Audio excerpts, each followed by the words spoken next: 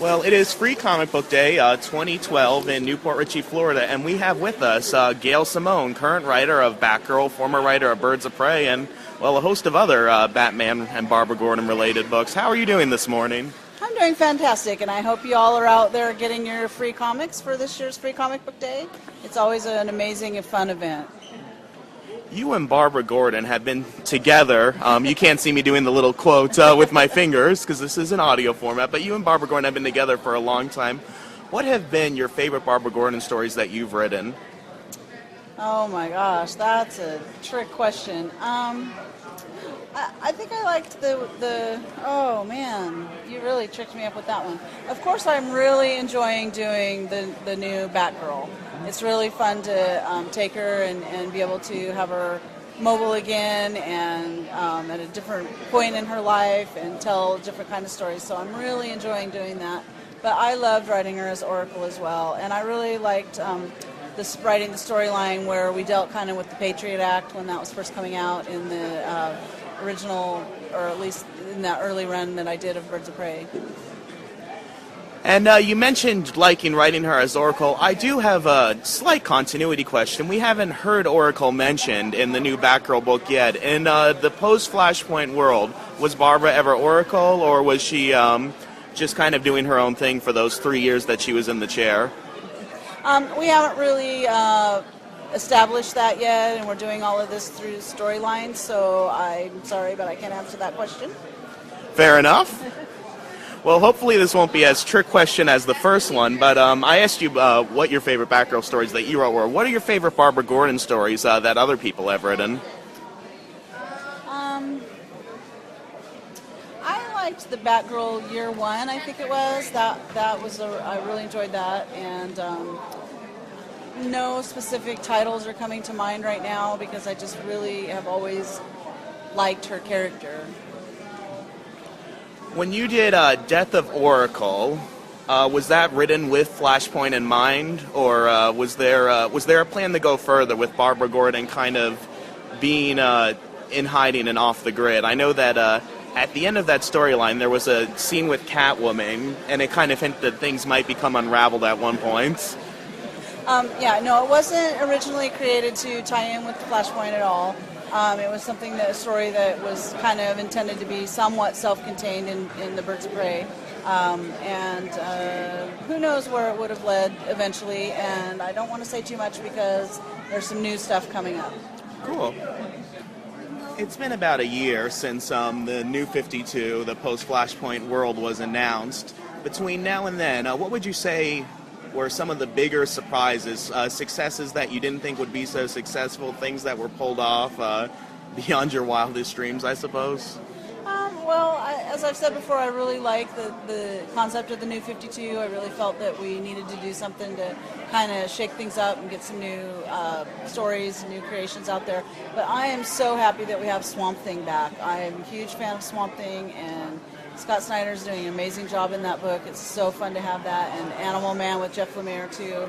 I'm really happy to have those books back in the DC universe, and I like everything that Paul Cornell does always, so that's always a treat. Is there anything that you wish you guys had hindsight about in trying to pull off this big juggernaut? I just wish we had more time. How much time did you guys have? Because I heard various things. I think it depends on the project.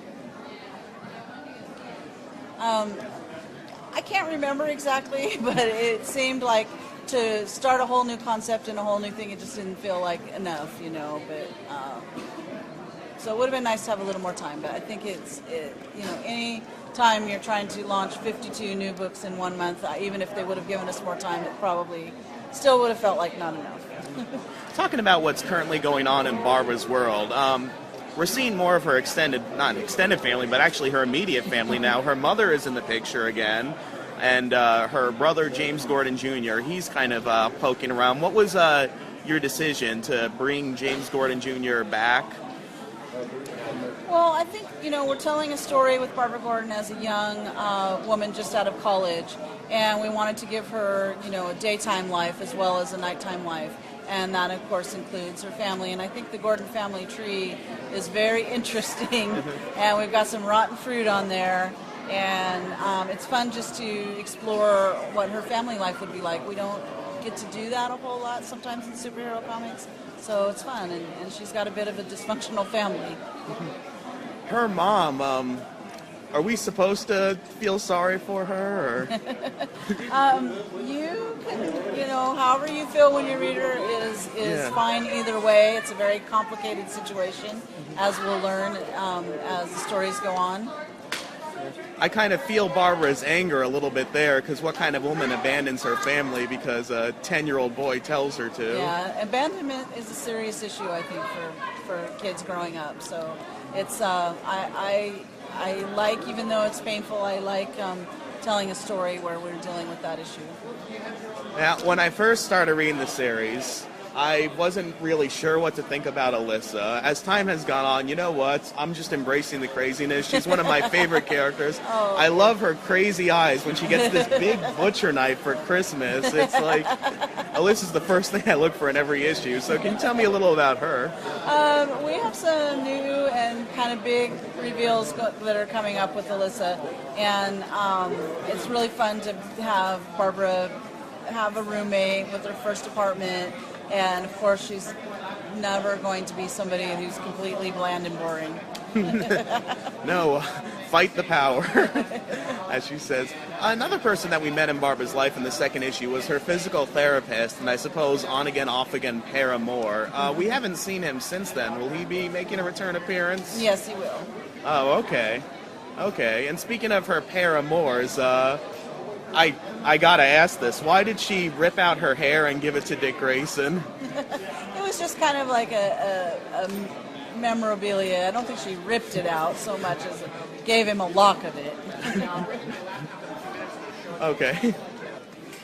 Did you follow the other Batgirl series, Cassandra Cain's one? And I know that at one point you were pitched to do a revamp of it where she was going to wear all white and be a born again. But right. And Brian Q. Miller's Stephanie Brown series. What is your take on the other Batgirls? I am a big fan of Cassandra Cain and Stephanie Brown. I love what Brian Miller did with that book and with those storylines, and it was fun to see kind of a joyous, happy, fun book that he created with that. And I think Cassandra Cain's a great character.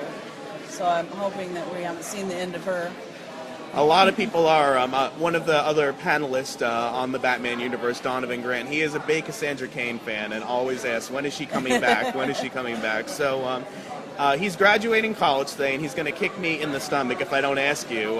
What are the odds of seeing Cassandra Cain soon? Well, I don't know about the timing, but I don't think we've seen the last of her yet. That'll make him smile on his graduation yes, day. Happy graduation. That's amazing. Yeah. Now, I'm sure that people asking these continuity questions a year into this thing might be driving you a little crazy. Gotta ask another one if I may. Is Barbara the only person who's worn a Batgirl costume in current continuity?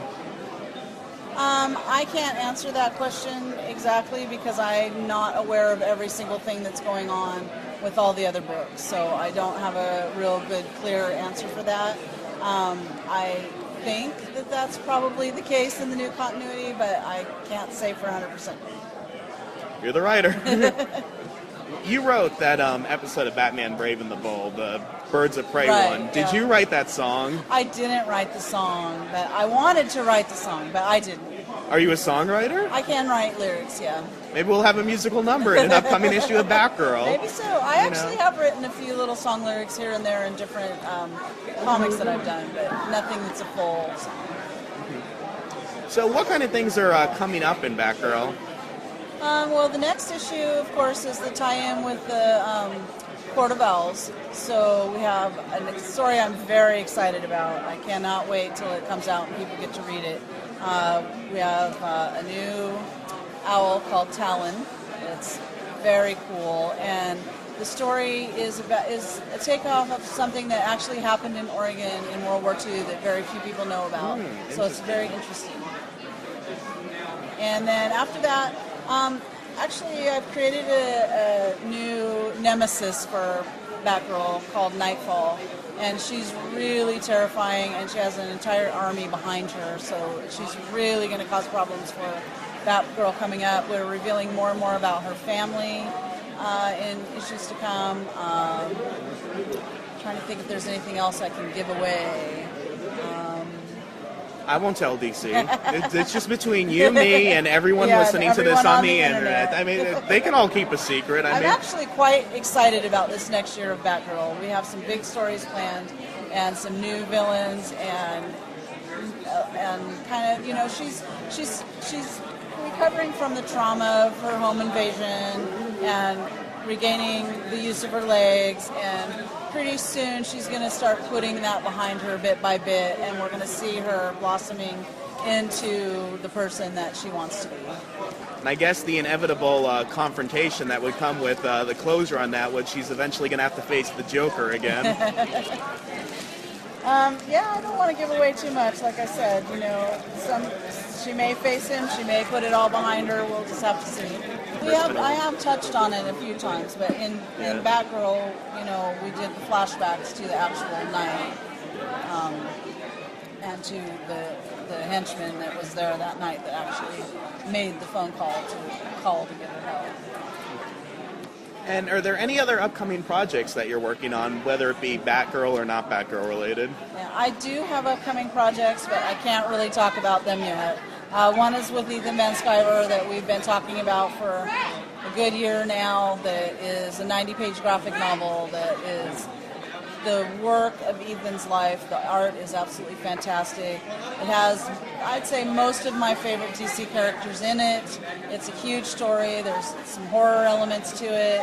So I hope everybody gives it a chance and checks it out, because we're really proud of it. Ethan Van Sciver drawing horror, written by Gail Simone. How can we not check that out? Well, Gail, thank you very much for talking with us. And thank you guys.